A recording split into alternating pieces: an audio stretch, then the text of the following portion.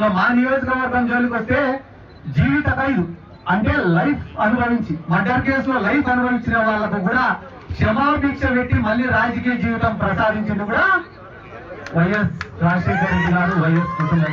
కాబట్టి రానున్న రోజులలో నేను డైలాగ్ చెప్పినట్టు నన్ను సినిమాలో ఇప్పటికే చాలా మంది రాజకీయాలలో లేకుండా పంపించాలన్నారు.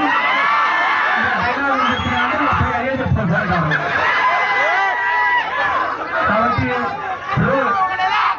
ఒక్క నిమిషం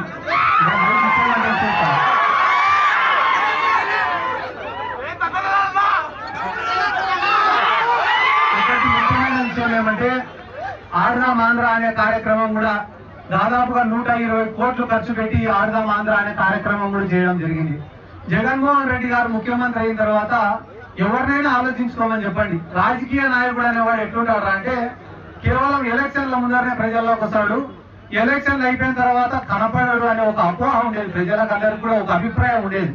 కానీ జగన్మోహన్ రెడ్డి గారు ముఖ్యమంత్రి అయిన తర్వాత గడప గడప మన ప్రభుత్వం అని చెప్పి ప్రజల్లోనే, జగనన్న సురక్ష అని చెప్పి ప్రజల్లోనే, జగనన్న ఆరోగ్య సురక్ష అని చెప్పి ప్రజల్లోనే, వై ఏపీ నీట్ జగన్ అని చెప్పి ప్రజల్లోనే, జగనన్నే మా భవిష్యత్తు అని చెప్పి ప్రజల్లోనే, ఇప్పుడు ఆడదాం ఆంధ్ర అని చెప్పి ప్రజల్లోనే, రేపు మేనిఫెస్టో తీసుకొని మళ్ళీ ప్రజల్లోనే. 24 గంటలు ఆఫీస్ లో అన్నా ఉండాలా లేదా ప్రజల్లోనే ఉండాలా, లేకుంటే కానీ ఏం లేదు, టికెట్ ఉండదు. ఏముంది లేదు, జగన్మోహన్ రెడ్డి చూడటం లేదంటే ఏం లేదు, కడుపు చేసుకొని పడుకోవడం ఏం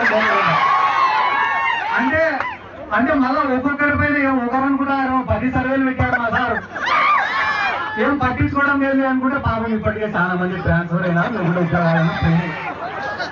కాబట్టి జగన్మోహన్ రెడ్డి గారు అంత ఖచ్చితంగా ఉన్నాడు. ఆయన చెప్పిన మాట అంతా ఒక్కటే, మాకందరికీ చెప్పిన మాట అంతా ఒకటే. అధికారంలోకి వచ్చిన మొదటి రోజు నుంచి నేను పనులు చేసిన, సంక్షేమ పథకాలు అనేటివి అమలు చేసిన, ఓట్లు అనేటివి నేను కట్టగట్టి పెట్టిన. మీరు చేయాల్సిన పనంతా నేను కట్టగట్టి పెట్టిన ఓట్లను బూతులోకి తీసుకొని పోయి వేపియండి. అంటే ప్రజలకు మనం చేసిన పనులు ఏంటి అనేటివి వివరించి చెప్పండి అంటున్నాడు. ఇంకొక 10 రోజులే అన్నా, 10 రోజులు అయిపోయిన తర్వాత జగన్మోహన్ రెడ్డి గారు మేనిఫెస్టో ప్రవేశపెడతాడు.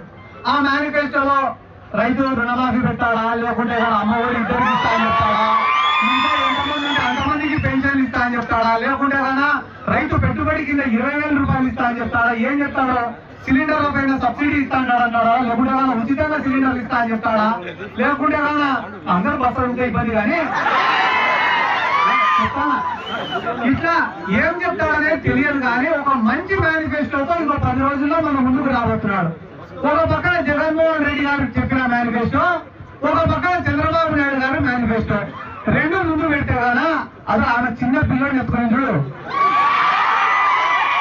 ఆ పిల్లోడిని వదిలిపెట్టే కూడా వచ్చి జగన్మోహన్ రెడ్డి మేనిఫెస్టోనే పట్టుకుంటారు కదా చంద్రబాబు. ఎందుకంటే జగన్మోహన్ రెడ్డి గారు అంత నమ్మకాన్ని నిరూపించుకున్నాడు, సాధించుకున్నాడు ప్రజల్లో. చంద్రబాబు నాయుడు గురించి ఎవరు నేను చెప్పాను, ఎవరు చెప్పినా ఆయన 3 మాటలు మాట్లాడితే 2 అబద్ధాలు వస్తున్నా, 3 మాట్లాడితే 2 అబద్ధాలు వస్తున్నా. కాబట్టి దాని గురించి మనం పెద్దగా ఆలోచించాల్సినటువంటి అవసరం లేదు. రానున్న రోజుల్లో మళ్ళా జగన్ గారు మాకందరికీ చెప్పిన మాటనే, విజయానికి షార్ట్ కట్లు అనేవి ఉండవు, విజయానికి షార్ట్ కట్లు అనేవి ఉండవు, కష్టపడితేనే విజయం సాధిస్తాం. కాబట్టి ఇక్కడ ఉన్న ప్రజలకు, యువకులకు కూడా నా యొక్క విజ్ఞప్తి ఏమరా అంటే, గంగుల కుటుంబం, ప్రభాకర్ రెడ్డి అన్న గారు పెద్దవాళ్ళు కానీ, నాని అన్న కానీ, ఇటువంటి మంచి వ్యక్తులకు ఎల్లప్పుడూ మీలాంటి వాళ్ళ ఆశీర్వాదం ఉండాలా, అభిమానం ఉండాలని చెప్పి ఈ సందర్భంగా నేను తెలియజేసుకుంటూ నాకు అవకాశం